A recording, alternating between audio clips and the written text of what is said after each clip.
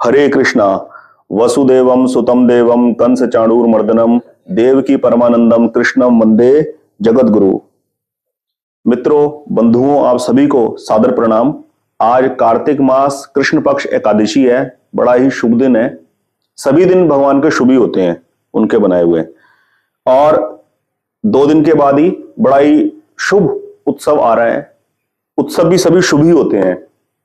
धनतेरस, आज बात करेंगे धनतेरस की, कि धनतेरस का जीवन में क्या महत्व है और इसकी क्या विशेषताएं हैं। जनरली धनतेरस मनाया जाता है धन अर्जित करने के हिसाब से। आपने देखा होगा बाजारों में बहुत भीड़ होती है, बर्तन की दुकानों पे लोग बर्तन खरीदते हैं, यही ट्रेंड होता है। मैं भी बचपन में यही चीज देखता था, बहुत बहुत भीड़ भड़का हो रखा था बर्तन वालों की। ये ट्रेंड होता है कि इस दिन धनतेरस वाले दिन कोई बर्तन खरीद के लाओ तो घर में बहुत बरकत होती है, बहुत खुशहाली आती है। चलो, ये एक पक्ष हो सकता है, या पर ये इसकी सच्चाई नहीं है। आज हम प्रयत्न करेंगे इस वीडियो में धनतेरस की वास्तविक सच्चाई जानने की, धनतेरस एक्चुअल में है क्या।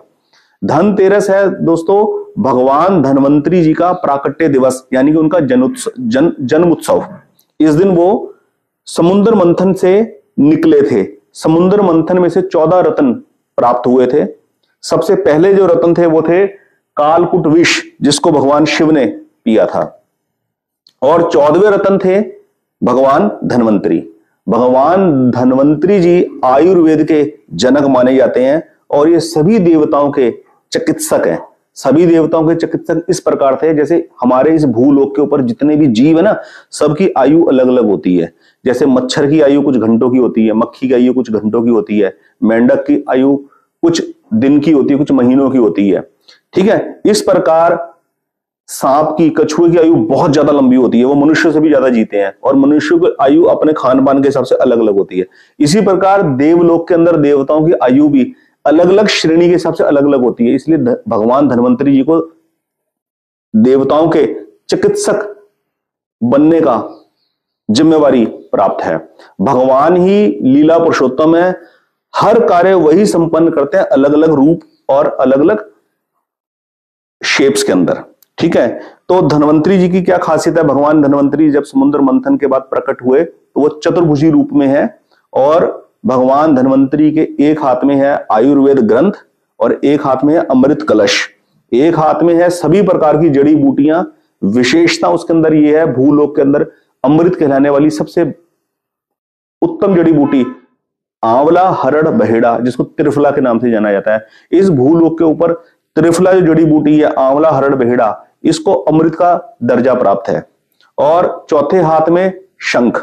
तो इस वीडियो के माध्यम से मेरा बताने का और जानने का प्रयास ये है कि हम लोगों को अपनी भारतीय संस्कृति की ये गहराइयां पता हो और हम अपने बच्चों को इस विषय के बारे में प्रेरित करें, ताकि हमें आयुर्वेद की वैल्यू का पता लगे। इस मॉडर्नाइजेशन के जमाने में मल्टीनेशनल कंपनीज के ये महंगी महंगी दवाइयां खा रहे हैं अगर कोई आदमी, तो हमें आयुर्वेद की विशेषता भी पता हो कि किस प्रकार सिंपल जड़ी बूटियों से किस प्रकार की स्वस्थता प्राप्त की जा सकती है।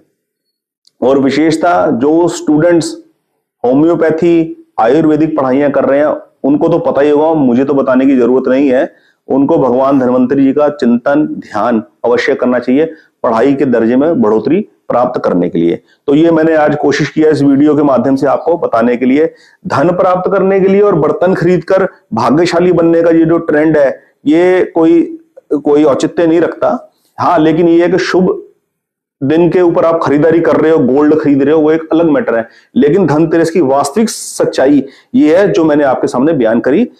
समुद्र मंथन से 14वें रत्न के रूप में भगवान धन्वंतरी जी प्रकट हुए और उन्होंने मानव सभ्यता के लिए, मानव सभ्यता की भलाई के लिए ये सब चीजें प्रदान करी। आयुर्वेद ग्रंथ, अमृत कलश, सभी प्रकार की जड़ी बूटियां और शंख, इस रूप में वो दिखाई देते हैं। तो मैंने आपको वीडियो के माध्यम से ये बताने का प्रयास किया। इसी प्रकार आप चैनल से जुड़े रहें और जानकारी प्राप्त करने के लिए मुझे प्रेरित करते रहें। बहुत बहुत धन्यवाद। आपका दिन शुभ हो। हरे कृष्णा।